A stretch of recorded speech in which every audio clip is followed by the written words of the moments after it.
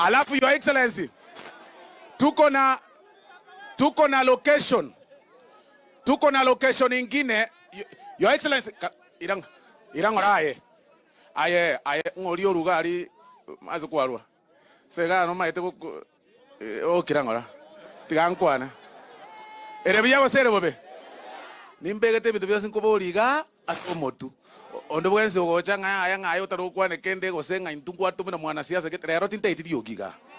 Abageni abonse bagotenaga abakwane baruga abuya no bworora. Gose baramento. Intubono tigato babanta abanene. Roche binte ingo saba omugambi amakoruga ayigo ngayo mwogere mugambi gete. Mugoro aho kaganga etwa gose baramento gage. Tigaro nga nebinto togo saba. Gose bano. So kara irangora. Aya. Kwa hivyo nakushukuru sana kwa kujiwansiriria. Kwa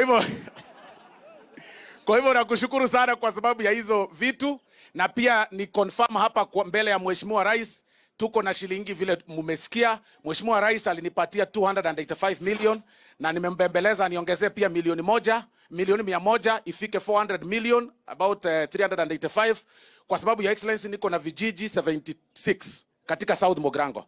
Kwa ile pesa ambayo tuko nayo tunaweka stima kwa vijiji about 60. Zitakuwa zimebaki 16. Ukiniongezea milioni 100, kila kijiji itakuwa na stima.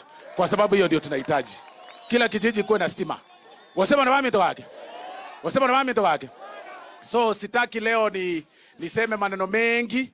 Nataka niwashukuru nyinyi wote sana. Lakini nikushukuru zaidi Your Excellency kwa kushikanisha Kenya.